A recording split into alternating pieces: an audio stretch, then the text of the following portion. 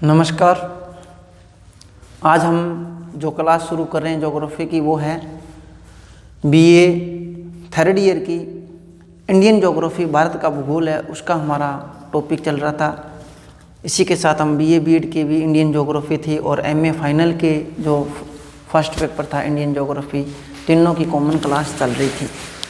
तीनों की जो कॉमन क्लास थी उस क्लास में हम बात कर रहे थे भारत के सामान्य परिचय, हमारा पूरा कंप्लीट हो चुका है।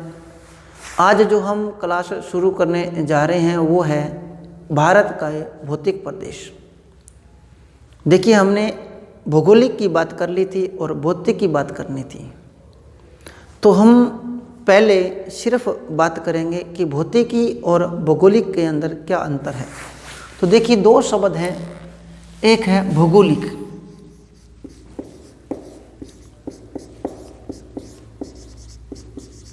और एक है भौतिक।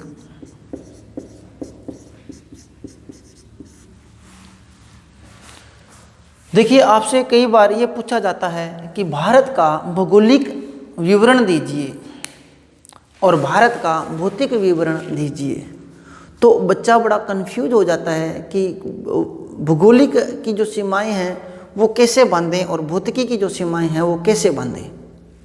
तो देखिए, मैं अगर आपसे कहूं कि भौतिकी जो चीज होती है वो प्राकृतिक होती है, प्राकृतिक प्राकृतिक प्राकृतिक या हम कह सकते हैं जो फिक्स होती है। तो हम भौतिक की बात करें, भौतिक, तो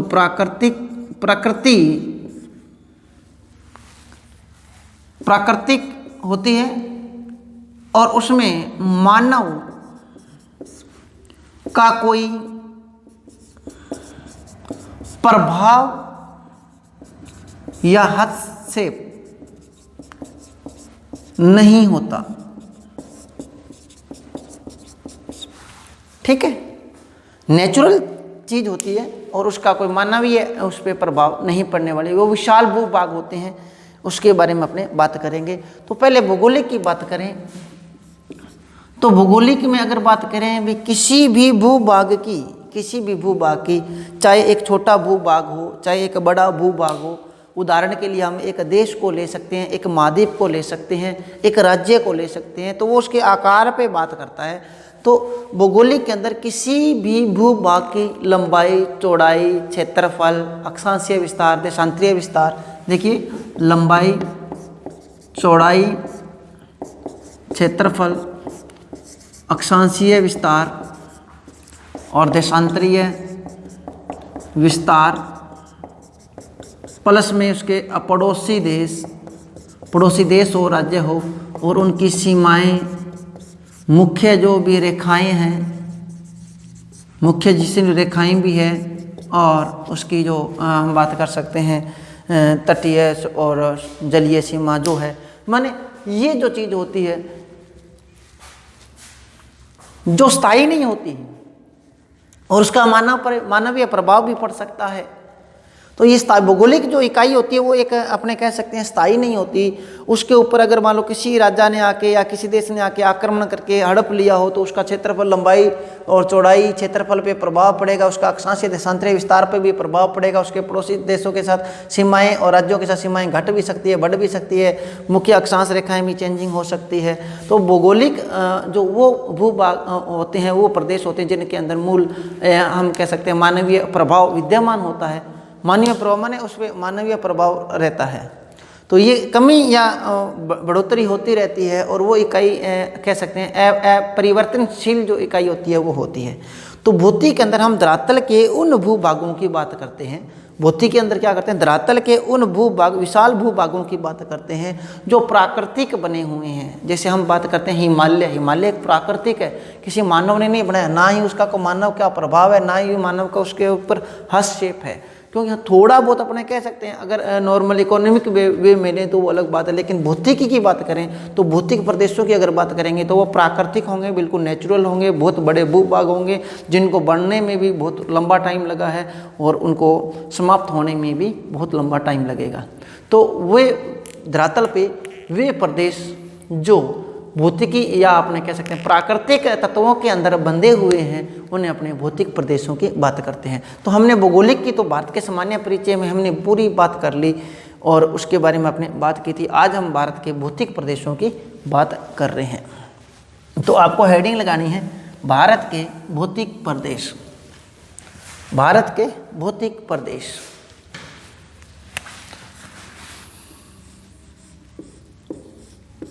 भारत के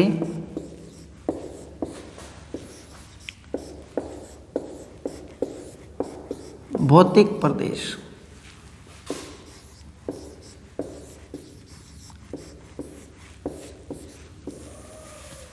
भारत के प्रमुख भौतिक प्रदेश। देखिए हम बात करें, अगर एनसीईआरटी की बात करें तो भारत को 6 भौतिक भागों में बांटा गया है।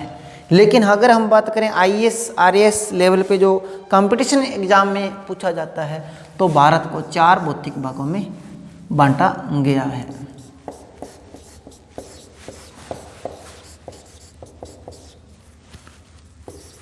आईएएस आरएएस जो हम कह सकते हैं यूपीएससी के जो एग्जाम होते हैं, यूपीएससी के एग्जामों के अकॉर्डिंग भारत को 4 भौतिक प्रदेशों में बांटा गया, जबकि एनसीईआरटी की जो 9th की या 12th की जो 11th की बुक आती है उसमें भारत को 6 भौतिक भागों में बांटा गया है। और हम भारत को क्योंकि डिटेल से विस्तार से पढ़ेंगे तो इसलिए हम भारत को 6 भौतिक भागों में बांट के पढ़ेंगे। देखिए आगे,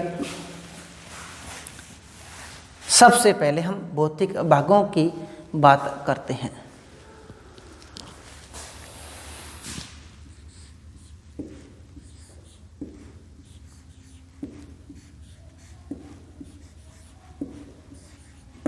ये हमारे 6 भौतिक भाग हैं जिनके अपने नामकरण करना है। सबसे पहले भारत के उत्तर में अगर बात करें तो आता है उत्तरी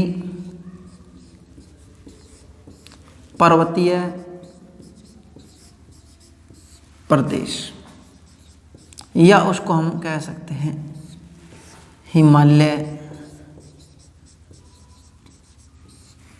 पर्वतीय प्रदेश। एक ही बात है दोनों ना, उत्तरी पर्वतीय प्रदेश या हिमालय पर्वतीय प्रदेश। दूसरा जो हमारा भौतिक भाग है उसका नाम है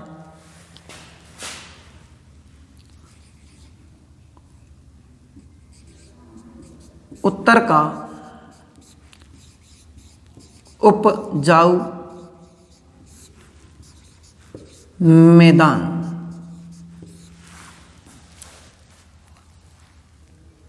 तीसरा जो हमारा भाग आता है उसका नाम है प्रायद्वीपीय पठार, या इसको एक नाम और दिया गया है दक्षिण का पठार। 4 नंबर पे जो हमारा इंडिया का भौतिक भाग आता है उसका नाम है थार का मरुस्थल, या भारतीय महान मरुस्थल। 5 नंबर पे जो आता है उसका नाम है तटीय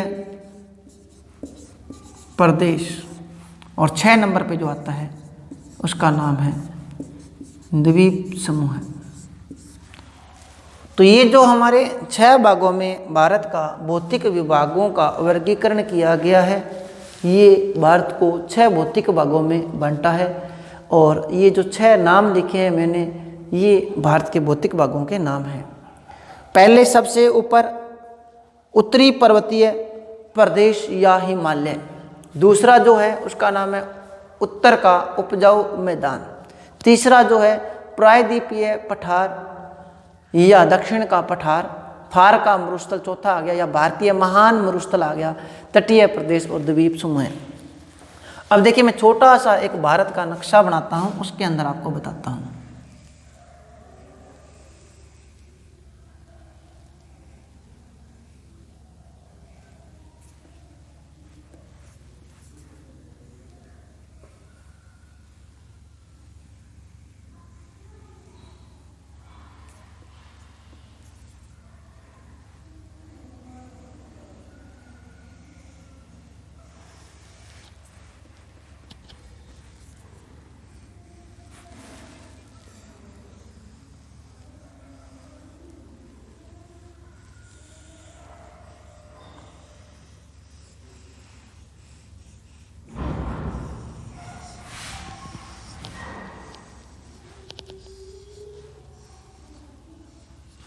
देखिए ये हमारा भारत है और इस भारत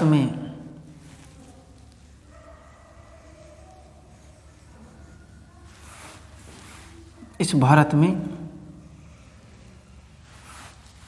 ये जो है ये पूरे का पूरा ये है, ये हिमालय,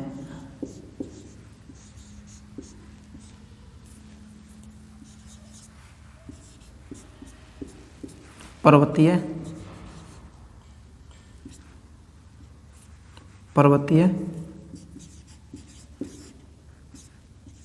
प्रदेश, और यहाँ जो है ये पूरे का पूरा आ गया उत्तरी उपजाऊ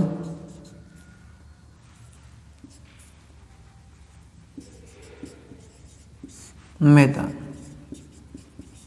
और यहाँ जो है ये आ गया थार का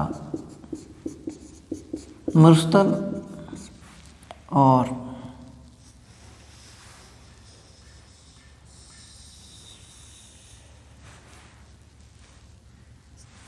ये आ गया प्रायद्वीपीय पठार, और ये आ गया तटीय प्रदेश, और ये आ गया तटीय प्रदेश, और यहाँ जो अंडमान निकोबार में है या इधर जो है ये आ गया द्वीप समूह, द्वीप समूह। तो हमने भारत के भौतिक विभागों की बात करनी थी, और भारत के भौतिक विभागों के अंदर हमने ये बात की है। तो आगे जो है अपने भारत के भौतिक विभागों में एक एक कर कोई अपने पूरा वर्णन करते हैं, पूरे डिटेल से एक एक को पढ़ेंगे, बड़े आनंद के साथ पढ़ेंगे। आप भी आनंद से पढ़िए, वीडियो को देखिए, क्योंकि जो काम करना है उसको आनंद के साथ कीजिए, ताकि आपको उसकी जो अनुभूति होती है, उसका जो अंदाज़ा होता है वो अलग ही होता है।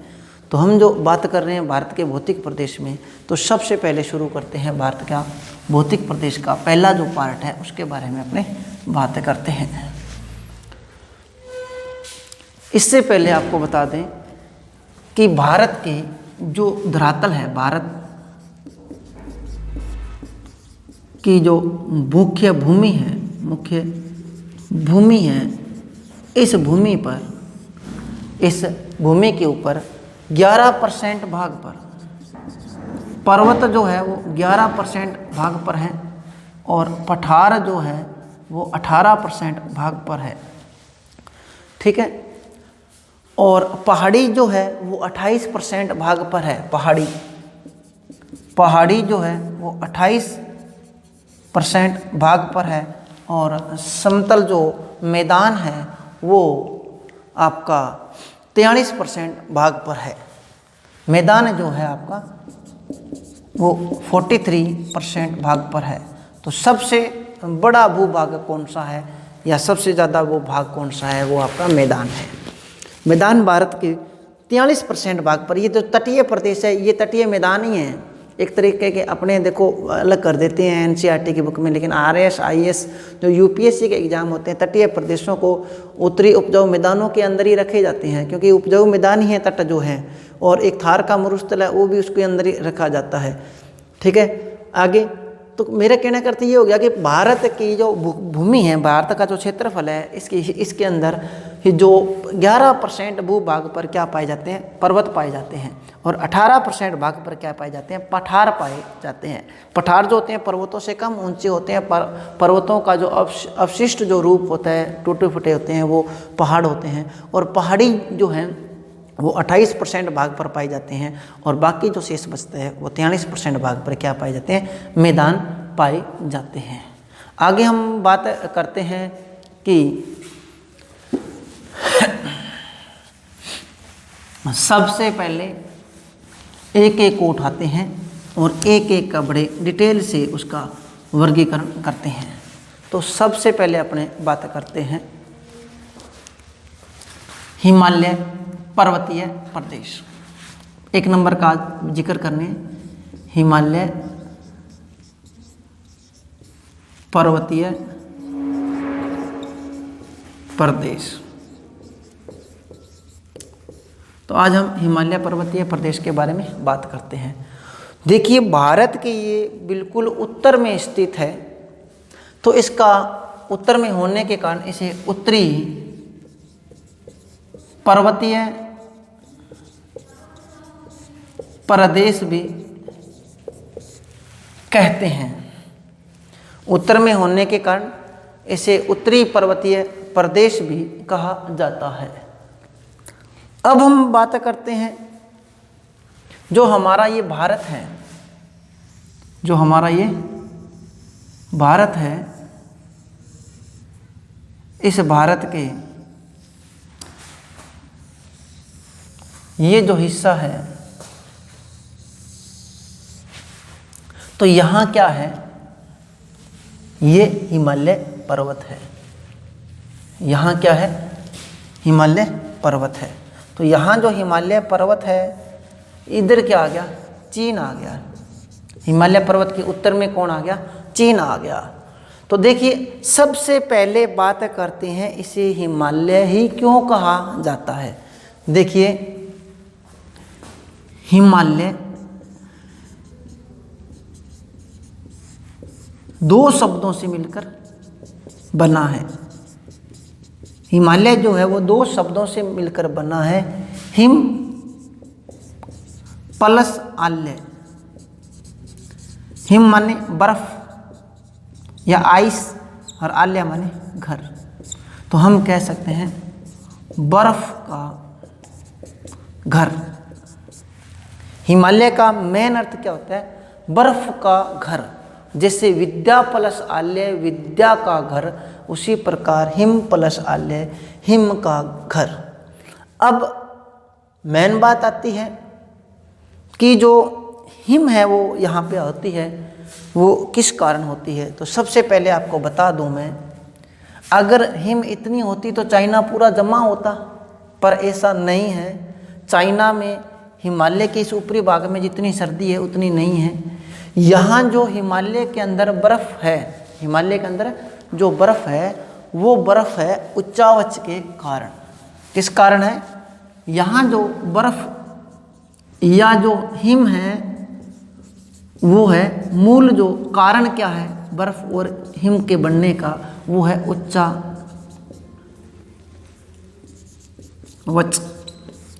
उच्चावच का मूल कारण है।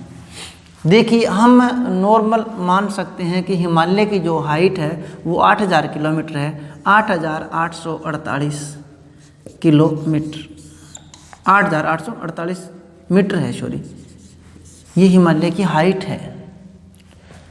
ठीक है, किसकी, माउंट एवरेस्ट चोटी की। माउंट एवरेस्ट चोटी कहाँ पर है, माउंट एवरेस्ट चोटी नेपाल में है। तो देखिए, मैंने आपको क्लाइमेटोलॉजी के अंदर जब बताया था तो मैंने एक बात बताई थी कि सौर मंडल के अंदर 165 मीटर की ऊंचाई पर 165 मीटर की ऊंचाई पर जाने पर 1 डिग्री टेम्परेचर कम हो जाता है। तो हमें कितना ऊपर लेके जाना है? 8848 मीटर। कहने का अर्थ हो गया 1 किलोमीटर जाएंगे तो 6.5 डिग्री टेम्परेचर कम होता है। और हमें कितना जाना है? लगभग 9 किलोमीटर। 9 किलोमीटर जाएंगे तो आप 6 × 9 को गुना कर दो, 45, 36 और 4 ये हो गए 40। ये लो देखो, ठीक है। 54, 6 × 54 और 4 58। देखो ये हो गया। मेरे कहने का अर्थ क्या हो गया? मेरे कहने का अर्थ ये हो गया कि अगर हम ये इकाई यहाँ पे यूज करें कि 165 मीटर की ऊंचाई पर जाने पर 1 डिग्री टेम्परेचर कम होगा, तो 1000 मीटर या 1 किलोमीटर की ऊंचाई पर जाने पर 6.5 डिग्री टेम्परेचर कम होगा। और हिमालय की जो ऊंचाई है वो 9 किलोमीटर एवरेज मान लेते हैं, अपने 9 किलोमीटर की ऊंचाई पर जाएंगे तो आपका टेम्परेचर कितना कम हो जाएगा? 58 डिग्री।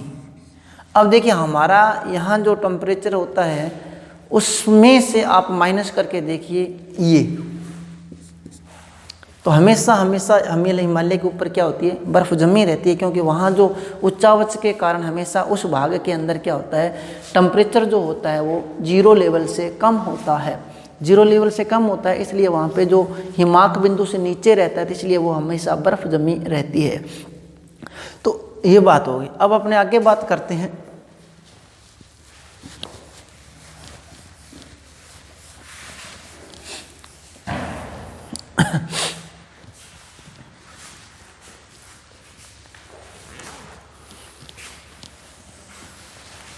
हिमालय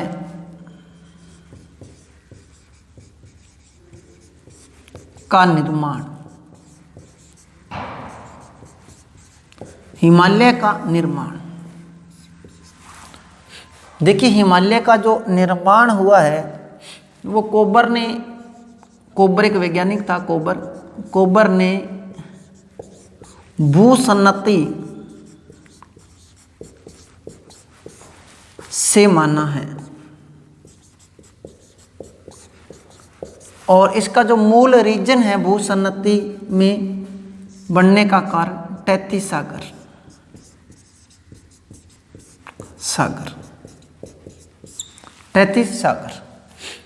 आपने वैगनर के महाद्वीपीय विस्थापन सिद्धांत में पढ़ा होगा कि पृथ्वी पहले एक स्थलखंड थी और इस स्थलखंड के अंदर पूरी पृथ्वी पर एक जो स्थलखंड था और एक जलखंड था। और जलखंड, ये जो जल वाला भाग था, इसे इसने कहा पैंथालासा। वैगने जलीय भाग को क्या कहा? पैंथालासा। और ये जो स्थलखंड था, इस स्थलखंड को वैगनर ने बताया था पैंजिया। किसने बताया था? वैगनर ने बताया था। आगे चलकर क्या हुआ? पैंजिया का विभाजन हो गया किसी कारण से और ये 2 भागों में टूट गया। एक का नाम था अंगारा लैंड और एक का नाम था गोंडवाना लैंड।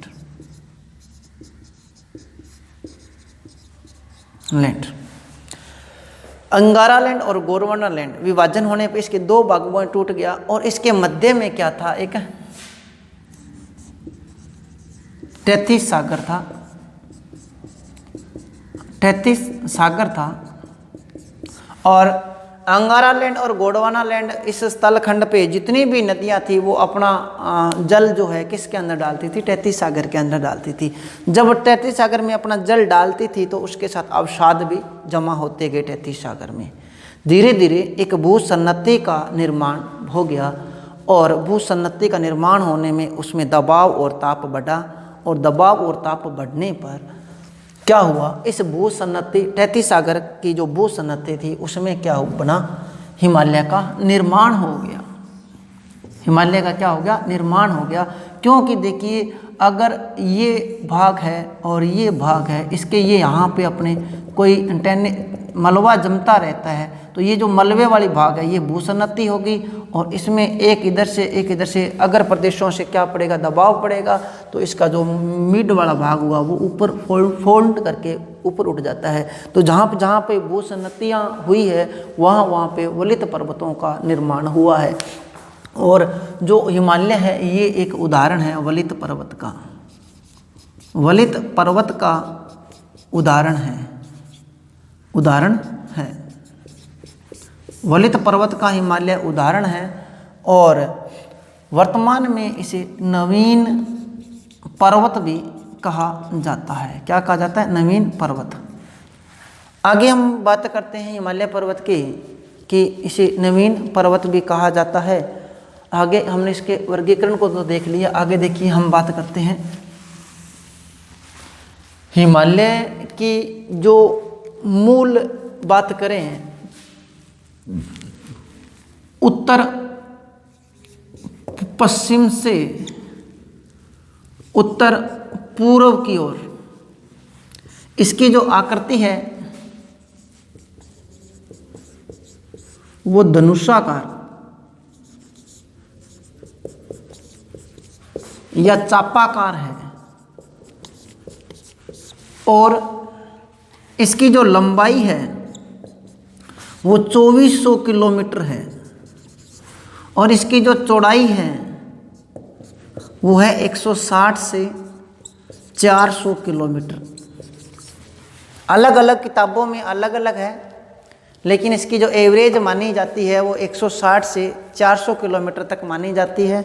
और इसका जो क्षेत्रफल है वो है 5 लाख वर्ग किलोमीटर। हिमालय का जो क्षेत्रफल है वो 5 लाख वर्ग किलोमीटर है। 5 लाख वर्ग किलोमीटर इसमें क्षेत्रफल है। तो ये हमने बात कर ली। और उधर जो है अपने बात करते हैं बलूचिस्तान से शुरू होकर इधर अपने बर्मा तक इसकी लंबाई और चौड़ाई है। ये जैसे बलूचिस्तान, अफ़गानिस्तान, पाकिस्तान, भारत और नेपाल, भूटान और म्यांमार तक फैला हुआ है। और इसकी आकृति जो है वो एक धनुषाकार आकृति है। तो ये हमने जो अभी हमने हिमालय के वर्गीकरण के बारे में कर रहे हैं, तो हिमालय का मूल जो वर्गीकरण जो चल रहा है उसको अपने बात कर रहे हैं। और कल अपने जो आज का जो टाइम पूरा हो रहा है, लेकिन कल जो हमारी क्लास होगी उसमें हम हिमालय के जो आगे प्रकार हैं उसके बारे में बात करेंगे। हिमालय के जो प्रकार, उसमें 2 प्रकार से बात करेंगे, एक नदियों के आधार पर हिमालय का प्रकार और एक ये जो भौतिक विभाग है उसका प्रकार। धन्यवाद।